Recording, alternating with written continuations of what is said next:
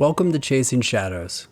I'm Mark Miners, and tonight we're heading into the dark underbelly of the Cold War, where rumors of government black sites, human experimentation, and psychic warfare still swirl like a fog over the abandoned bunkers of Montauk, New York. Some say it's science fiction. Others claim they were there. So dim the lights, throw on your headphones, and settle in. This is a story about disappearing children, mind control, and time travel experiments buried beneath a decommissioned Air Force base. This is the legend of the Montauk Project. Just outside of Montauk, at the eastern tip of Long Island, there sits a place once known as Camp Hero, a World War II military installation built to defend the American eastern coast. Officially, it was decommissioned in the 1980s and turned into a public park. But the locals, they talk. They talk about men in black SUVs seen entering sealed buildings, security cameras that remain active in abandoned structures, and voices echoing from beneath the ground where no one should be.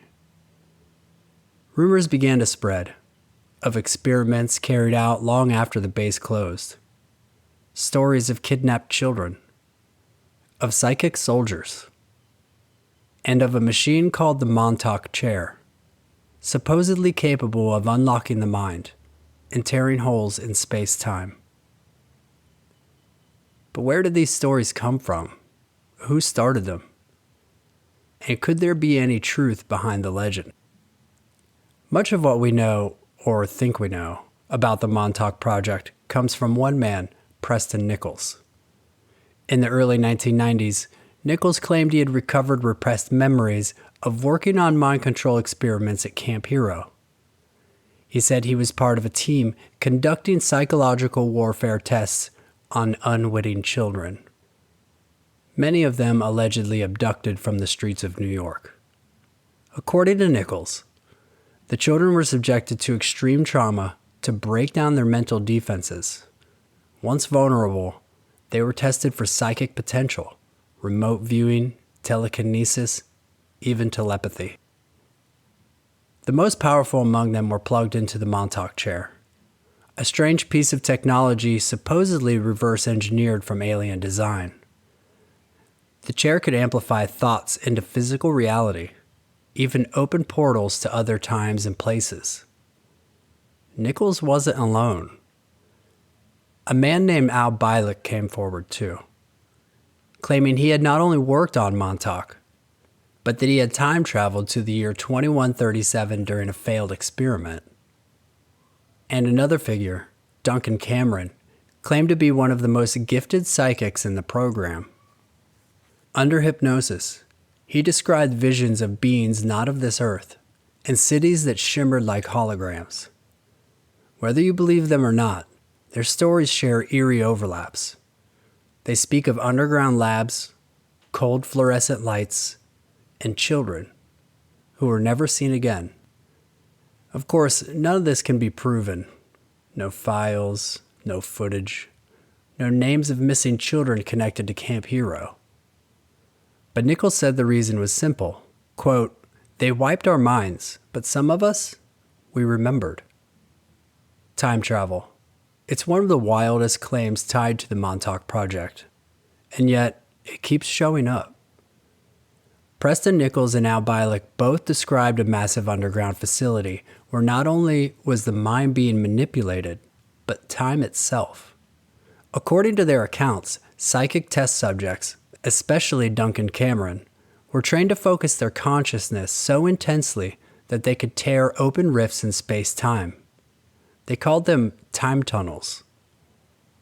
They said subjects were sent through these tunnels to distant futures and ancient pasts.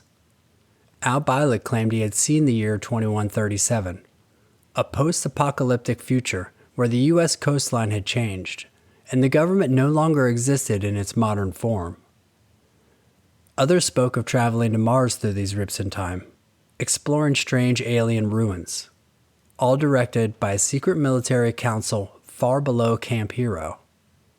The Montauk Chair, they said, wasn't just amplifying thought, it was acting as a dimensional gateway, a psychic-powered time machine.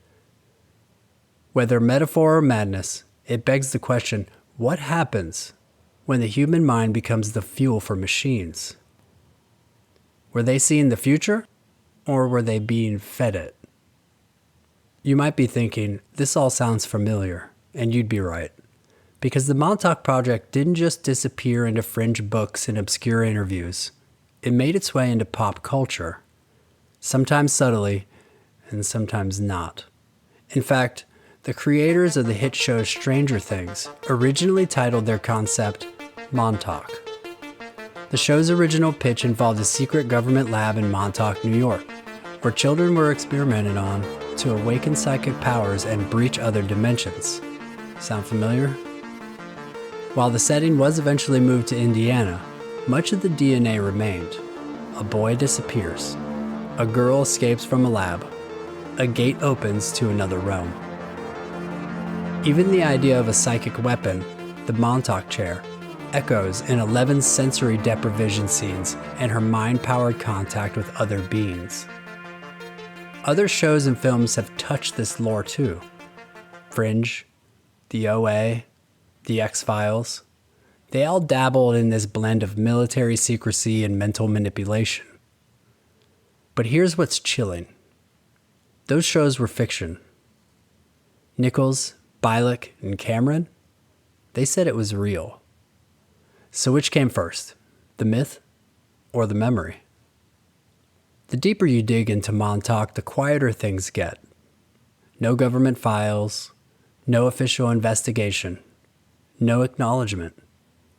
And those who speak out, discredited, dismissed, or worse, ignored.